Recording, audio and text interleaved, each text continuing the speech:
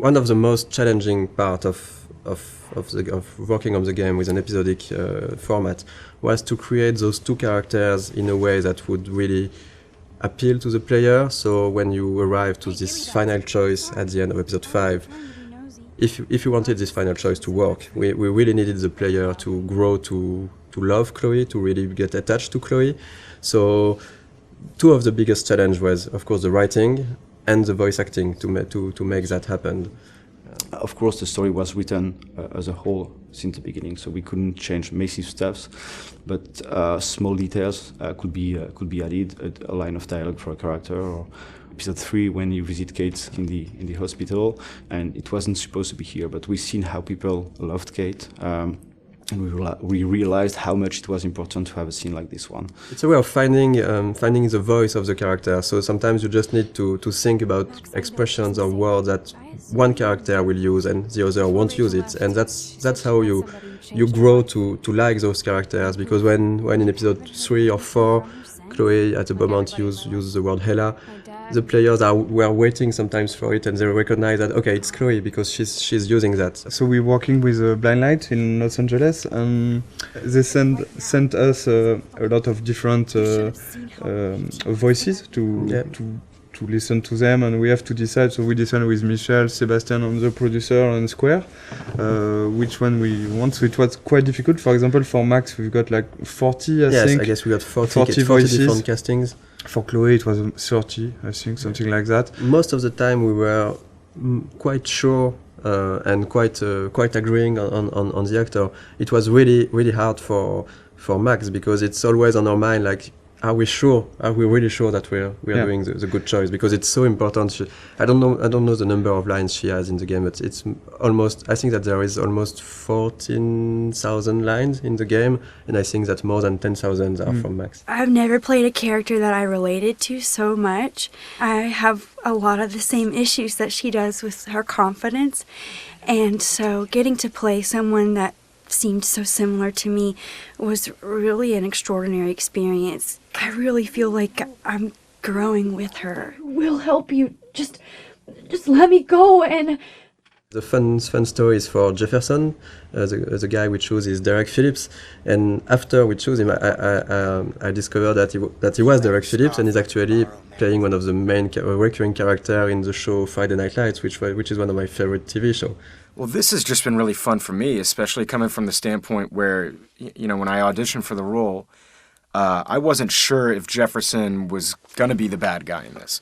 So, you just kind of came in and we would do our voiceover sessions, and he was just a cool teacher. So it was kind of neat to find out about this twist. I mean, I'd kind of heard that might happen, but I didn't know for sure if it would. So it was really, really fun to play with that. So we are really proud and happy to have Anna and Ashley for Max and Chloe. All the voice talents we've worked with were really involved. They've given something unique to those characters, and that's why it has worked also. It's because there is a part of their soul inside their character. For Hannah, for Max, one of the hardest parts is that there is so many lines of inner voices. So it was really important for Hannah to give something great for those, and I think it was quite the case. And for Ashley, one of the really hard part is that there is and for Hannah too, there is a lot of really emotional scenes. I really wanted to sell the moments, and I was putting pressure on myself to make certain moments, like with Rachel, lots of the moments that happen in episode 4. I really wanted them to feel real. And I'm constantly on this roller coaster, so I had to figure out how to harness those feelings so that I could use them to illustrate what Max is going through. I remember during the voice recording session, for example, for the scene where they are discovering Rachel's body, it was really hard, even just for myself, to listen to the scene, and they told me after that they were, both of them were really crying when they were recording this scene. We knew already how we wanted to end each episode, but after we take a lot of time to discuss about how, and to think about the editing and the framing, the layout of each scene. The endings of each episode. That was something really important, of course, because it's an episodic game, so the ending is crucial. If we want, of course, the player to enjoy the episode and to want to come back for the next episode. So I think we looked a lot at also what can be done in TV series, because with the episodic format we were kind of the same way. At the end of an episode, you want either to bring back some element of the story, or in order to hook the player, or you can use a cliffhanger. And I think that we did both of that, depending on the episodes. And right now this is the ending for episode 2. Here the episode 1 and episode 2 endings are not the same, but it's the idea behind was really to show all the characters of the games, all the main characters, and showing that there is maybe something more going on. Yeah. And in episode 1, for example, we even show some characters you haven't met already in episode 1, Joyce and Frank. Yeah. And you will find them back here at the end of episode 2 in small scenes. And we really wanted those in episode 1 and 2, those ends to be like a wide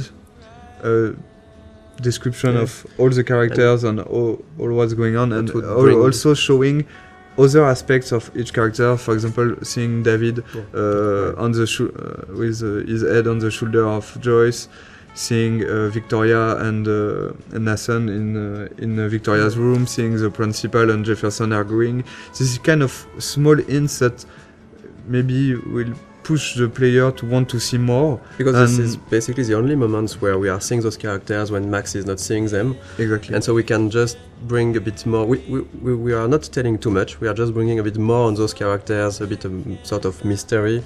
And this goes with the idea that everybody might be hiding something or might be a bit different, right? Like Victoria here we can see her crying when clearly this was not the way her character would behave before. And having Nathan going into her room, we don't know what's happening between the two of them, but it's still bringing a bit of mystery and interest for the characters, for the player. When we worked on the cliffhangers for episodes 3 and 4, of course our goal was still to have a twist. We were really trying to go on with what was important for the story and not just having the shock factor. Maybe just want to thank you for all the gifts, all the support we have from you. Yes. And thank you very much to be so active and so passionate about the game, and we're really happy to see that those characters and this story and those themes means something also for you. This is why we are doing games, so we're really happy, so thank you. Yeah, thank you so much. We really think that you are one of the best community we've seen for games. I'm going to cry, Michel. Yeah, and this community is really nice. I didn't see a lot of bad words. You know, sometimes in video games community can go easily wrong, and it was it's really pleasant to read and to read everything that the Life is Strange community has to say.